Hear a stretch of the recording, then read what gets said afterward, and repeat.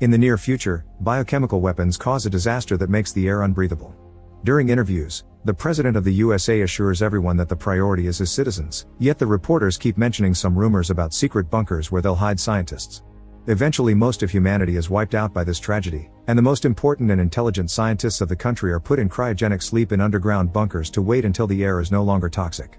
There are dozens of these bunkers, and they're maintained by 2 engineers that wake up for 2 hours every 6 months.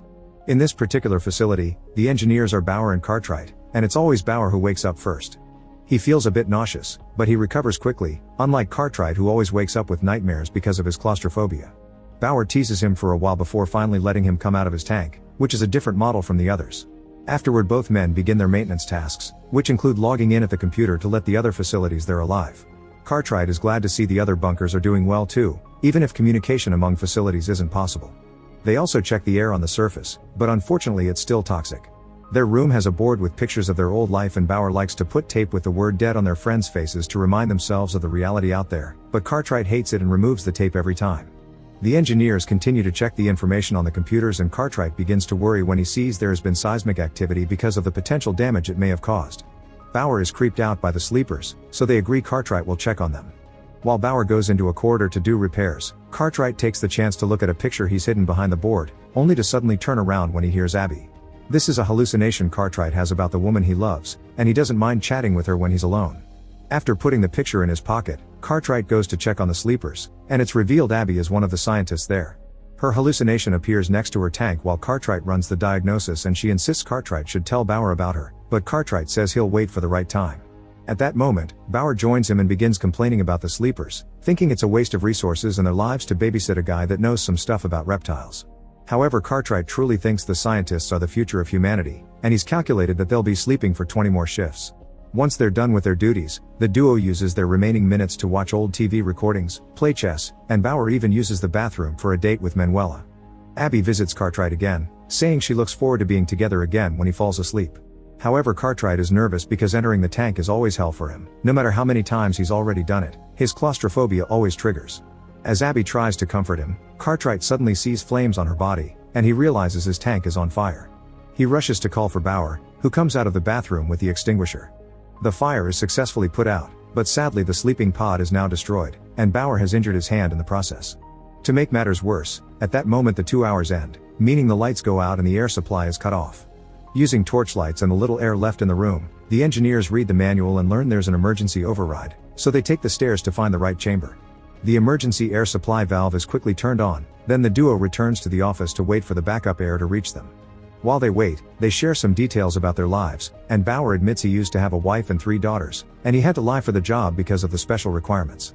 Bauer had to watch how the government sealed him in the bunker and his family was left out to die under false promises, and Cartwright says he understands even if he doesn't have a family.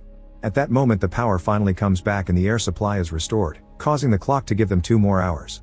The engineers go looking for a spare pod at the storeroom but don't find any even if the manual says spares exist. Cartwright realizes this may not be the only storeroom and checks the bunker blueprint, which has a bunch of codes he doesn't understand. There's also a room named long-term storage that they usually don't cover because it's sealed off, but Cartwright bets the spares are there. The duo removes the seal and goes down a corridor they've never seen before, finding a door at the end. Behind it, there's a locker room where Cartwright finds a broken security camera, which doesn't make sense because their system isn't connected to this room. Bauer explains it's probably a leftover from the time this place was a military facility. Searching deeper inside, Cartwright sees Abby again, and she guides him to the box where he finally finds the spare pod. The engineers quickly fix Cartwright's tank, but he's still afraid of getting inside. Bauer volunteers to test it first, and as soon as he lies down, he notices there must be a leak and the air is getting thinner in there. Cartwright goes to check the pump and suddenly, the chamber sucks Bauer down, suffocating him until he doesn't struggle in panic anymore. When Bauer is about to die, Cartwright finally shows up and cuts the pod to free him. Thinking Cartwright tried to kill him, Bauer furiously pushes him away, but Cartwright explains he was delayed because he couldn't find a knife to break the pod open. Cartwright also reminds him that it should have been him, which convinces Bauer it had been an accident.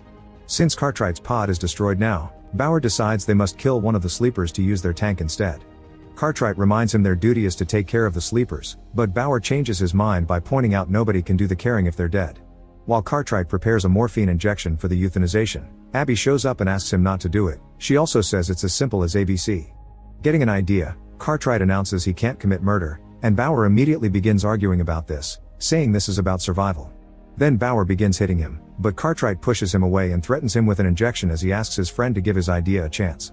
Feeling defeated, Bauer accepts.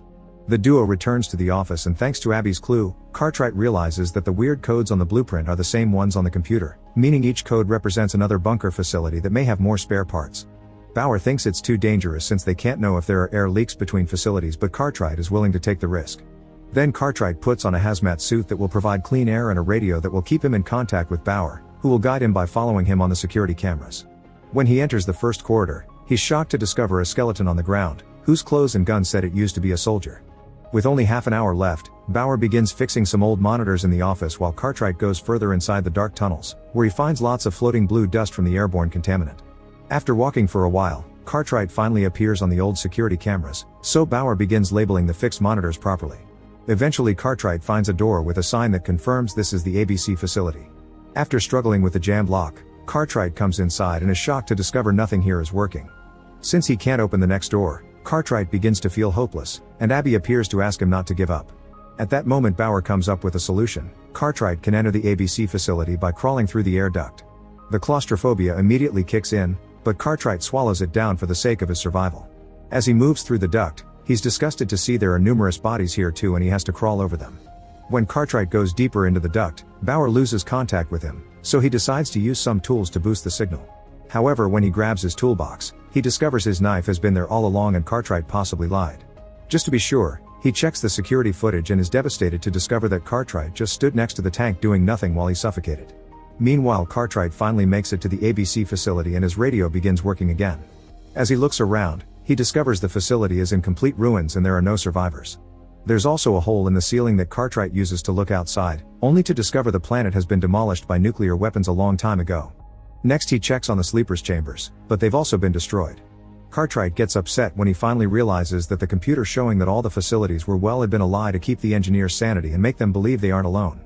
Bauer comments they can't trust anyone anymore and puts the dead tape on the board again. While Cartwright continues to explore, he comes to the conclusion his facility is the only one functioning, meaning they are alone. Abby shows up to tell him he isn't alone, but at that moment Cartwright realizes he's running low on air and begins running back to his own facility. Once he reaches the last corridor, Cartwright goes through the decontamination process while Bauer shows up on the other side of the door holding up his knife, pointing out his friend's lie. Cartwright swears he can explain, but suddenly Bauer reveals he took the gun from the dead soldier and says Cartwright is a danger to him and the sleepers, meaning he has to die. Desperate and afraid, Cartwright runs back into the ABC facility, but the air is running out and he has trouble running. Abby shows up and tells him to get back into the air duct because there's an alternate path he can take. As Cartwright crawls his way through, Bauer berates him through the radio, telling him how much the betrayal hurt and that he'll die soon if he doesn't come back. Cartwright just ignores him and keeps on moving until he finds a path that takes him back to his own facility, where he quickly removes his suit to breathe properly again. Then he tries to return to the office, only to suddenly be found by Bauer, who opens fire. Luckily the shot doesn't land in the darkness, and Cartwright runs back to hide behind the door. Bauer continues to follow him, ignoring Cartwright's pleas and reminders that they're the last survivors because he's afraid that Cartwright will kill him in his sleep. Using his radio, Bauer makes noise to find Cartwright through his own communicator, but when he follows the echo he discovers Cartwright left his flashlight and his radio behind to trick him. Meanwhile Cartwright locks the door behind him and goes to the infirmary to get some morphine. He isn't sure if he should kill a dear friend, but Abby convinces him to do it or Bauer will kill him first and they'll lose their future together. After getting the injection ready, Cartwright comes out and discovers Bauer has managed to open the door and get inside. He tries to sneak around carefully, but a shot to his shoulder takes him by surprise.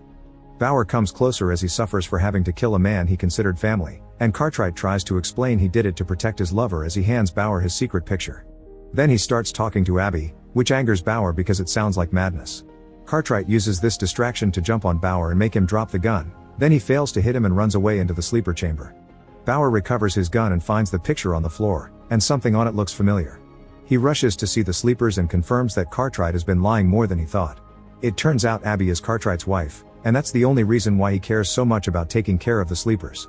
Furious, Bauer threatens with killing Abby to make his friend come out, but Cartwright surprises him from behind by injecting morphine on his shoulder. Bauer tries to respond by shooting Cartwright, but the morphine kicks in and he falls to the floor in pain. Cartwright intends to help him, but Bauer reminds him there isn't much time left so Cartwright should go to sleep to keep taking care of his girl. Cartwright goes back to the office and uses Bauer's chamber to go to sleep right before the clock reaches 0. Before losing consciousness, Cartwright sees an illusion of Bauer playing with the chess set. Many years later, the sleepers finally wake up from their cryosleep and begin looking around to see the current state of the world. Abby searches for Cartwright and discovers he's now an old man, but she hugs him anyway. Make sure to subscribe and turn on notifications so you can watch more videos like this. Thanks for watching.